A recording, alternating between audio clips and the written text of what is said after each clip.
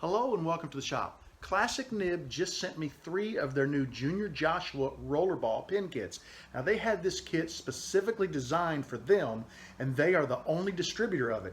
It's an amazing looking kit. I know you can't tell much from the bag, but once I get this pin built and assembled, you'll get a chance to see it better. I've got an antique brass, I've got an antique silver, and it looks like a gunmetal and silver. I think I'm going to use the antique brass today, and this kit uses the Junior series bushings, and it's kind of funny because about a month and a half ago they sent me a whole bunch of their bushings, which are turn between center, and they also have a 1/4-inch hole down the center, so if you like you can put them onto your mandrel and turn them via the mandrel. And when they sent these bushings, they sent me this gorgeous piece of olive wood. So I thought, what better way to accentuate this pin kit? We're going to turn this olive wood blank into a Junior Joshua pin today, and we're going to see just how cool this kit looks.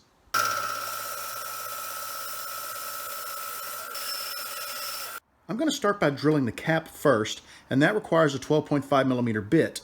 You'll notice a little arrow right there. Before I cut this blank, I just drew a line down the middle and just kind of put an arrow so that I could easily match the blank back up for drilling.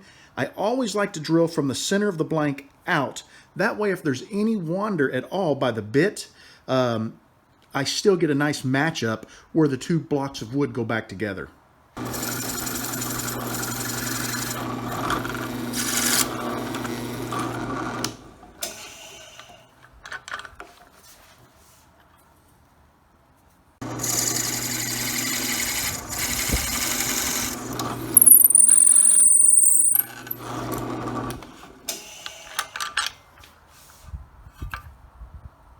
I've got my tubes scuffed up and ready to be glued into the blanks. There was one thing I forgot to mention while drilling. I told you that the cap used a 12.5mm bit. The body of the pin uses a 10.5mm bit. And notice my arrows. When I glue these tubes into these blanks, I will glue them from the end with the arrow so that I can seat them right against the edge of the blank. That way, once again, I ensure that I have the best possible matchup when I put this pin together. This is my cap blank, and I've cleaned up both ends on my sanding jig. I'm going to go ahead and install the bushings, and these are the turn between center bushings, and notice they've got the 1/4-inch hole. You can use them on a mandrel, but they are concave so that they fit very nicely on your live center and your dead center while turning. My arrow is going to be pointing toward the tailstock. Now for the cap of the pin, it's just going to be the same diameter from end to end, but I want to make sure I keep track of this end of the blank because that is where I want to put, this is where I'll put the cap, and this is where I want to put the opening so that it can thread onto the body of my pin.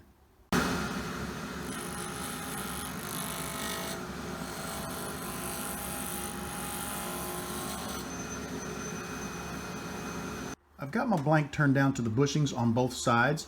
I'm going to go ahead at this point and get it sanded up, and then we'll swap the body of the pin onto the lathe.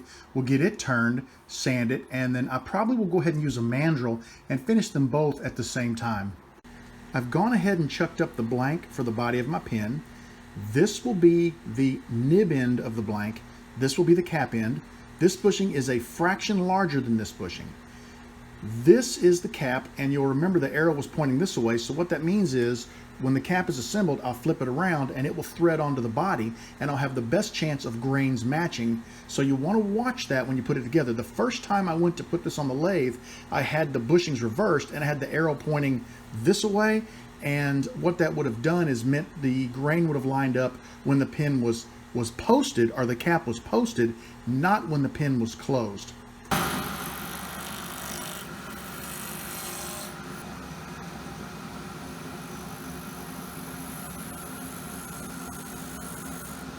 Okay guys, I need to own up to something. Now that I've turned this blank down, this is the way the arrow was pointing, and I was expecting this to be the nib end of the pin.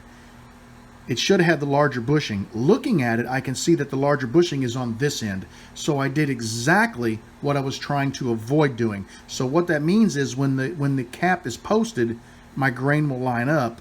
When the cap is on the pin, my grain will not. I'm not super happy about that, but I'm going to go ahead and finish this pin up because I'll be honest, there's not a lot I can do about it at this point, and I think it's still going to make a stunning pin because this is a gorgeous blank. So just whenever you're planning your pins, be extra careful about bushing placements so that your pin lines up the way you want it to. Don't make the same mistake I made.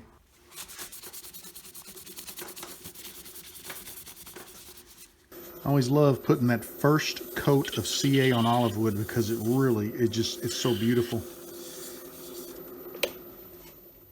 And the nice thing about olive wood too is it is a closed grain wood, so it doesn't take quite as much CA glue to really seal it and make it look amazing. I am ready to micro mesh my blank. We're going to go ahead and remove these non-stick bushings, get our turning bushings back on the mandrel, and then we'll go ahead and micro mesh both halves of this pin. I'm just going to run through the micro mesh pads, clean this finish up a little bit, and we'll be ready to press this into a kit. Micro meshing is complete. The blank looks amazing. I'm going to get my buffing wheels on the lathe. We're going to buff it up, and then we'll be ready to assemble this into the pin kit.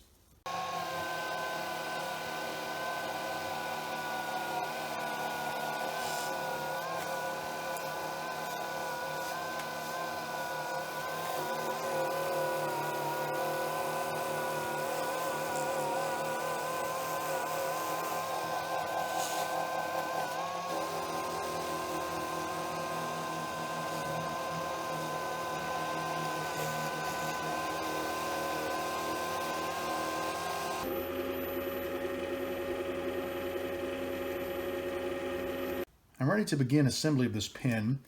We're going to start with the smaller end of the front tube, and we're going to press this threaded cap insert into the back end of the tube.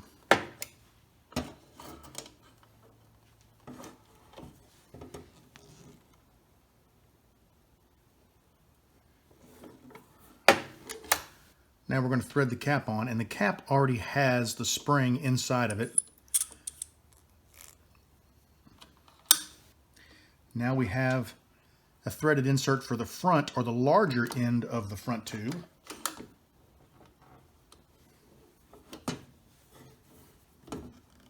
And press that together, nice and simple. We're going to remove the cover for our roller ball. We're going to slide the refill in to the body. We're going to thread the nib on.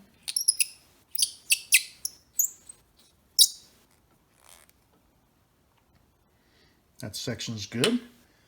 Now we're going to take our cap. You remember the nice little knot was the bottom part of the cap, so I'm going to slide this black plastic section in.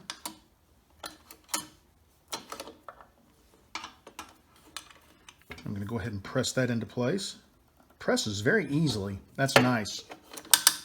Now we're going to take a look at this. This is kind of a plain area here, so I'm going to start the cap, and then we're going to adjust our clip so that it presses into that kind of a plain area. Whoops. There we go. Just about. There we go. And then let's see. Yep, perfect. Right on that spot there. Now we're going to go ahead and finish pressing it.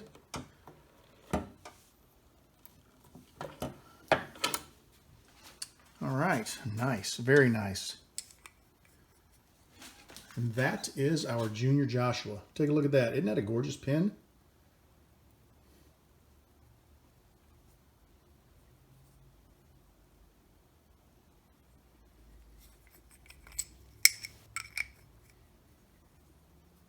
Thank you for joining me in the shop this weekend. I had a great time turning this Junior Joshua pin. And honestly, anytime I can turn olive wood, I'm happy because it's just such a pleasure to turn and such a beautiful wood. And this kit is incredible. Take a look at the filigree around the center band. Look at the cap. Just the attention to detail is amazing. There's your clip. Back in the body of your pen. Just the pen is beautiful. It's got a great feel to it, a nice weight. And I just don't think you can find a nicer kit. I honestly think I like this better than I like the Junior Gent. It's just a beautiful kit. if you're interested in this pin kit or anything else that Classic Nib might offer, I'm going to put a link in the comments below to their website. Please stop by, check them out. If you happen to buy something, let them know that you saw it on my site, or let them know that maybe you don't buy this pin, maybe you buy something else. Let them know you heard about them on my site.